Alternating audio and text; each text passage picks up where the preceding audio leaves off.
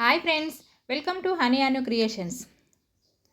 ఈరోజు వీడియోలో బ్లౌజ్ యొక్క బ్యాక్ పార్ట్కు రౌండ్ నెక్ పర్ఫెక్ట్గా ఏ విధంగా కటింగ్ చేయాలనేది చాలా ఈజీ మెథడ్లో మీకు చూపించబోతున్నాను. బ్లౌజ్ వచ్చేసి మనకు 36 సైజు బ్లౌజ్. 36 సైజ్ బ్లౌజ్ అంటే మనకు పెద్ద సైజ్ బ్లౌజు. అదే మనకు 30 నుంచి 28, 26 అట్లా వచ్చింది అనుకోండి, అది మనకు చిన్న సైజ్ బ్లౌజ్ అవుతుంది. మనకు పెద్ద సైజ్ బ్లౌజ్ కాబట్టి మనకు నెక్ వచ్చేసి స్టార్టింగ్ ఎంత 2.5 తీసుకోవాలి. అదే చిన్న సైజ్ బ్లౌజ్కి అయితే 2 ఇంచెస్ తీసుకుంటే సరిపోతుంది. నెక్ పొడవు వచ్చేసి మనకు 10 ఇంచెస్ ఉన్నది అనుకోండి, 10 ఇంచెస్ ఉంటే మనకు ఒక 1 ఇంచెస్ కలుపుకొని 11 ఇంచెస్ వరకు తీసుకోవాలి.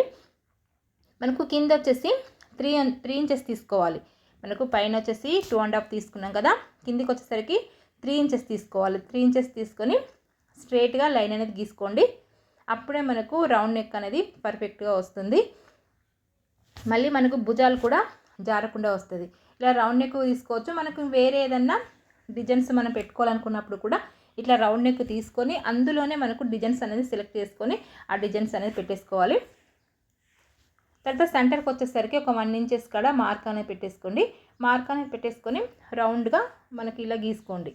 ఇలా గీసుకున్నప్పుడే మనకు నెక్ అనేది మనకు రౌండ్గా వస్తుంది.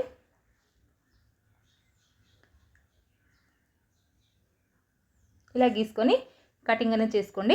తర్వాత మనకు సంఖ వచ్చేసి చూడండి, సంఖ కూడా మనకు చిన్న సైజ్ బ్లౌజులకు 5 ఇంచెస్ పెట్టేసుకోవాలి. అదే పెద్ద సైజ్ బ్లౌజులకు 6.5 ఇంచెస్ అయితే మనకు కరెక్ట్గా సరిపోతుంది. సంఖ కూడా ఇలాగా మార్కింగ్గా పెట్టేసుకొని కటింగ్ అనేది చేసుకోవాలి.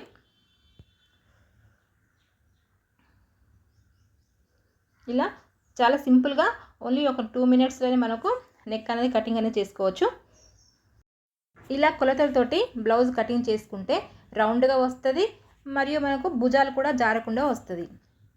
ఈ వీడియో మీకు నచ్చినట్లయితే లైక్ చేయండి, షేర్ చేయండి. మరిన్ని ఇంట్రెస్టింగ్ వీడియోస్ కోసం మా ఛానల్ని సబ్స్క్రైబ్ చేసుకోవడం మర్చిపోకండి. Thank you for watching.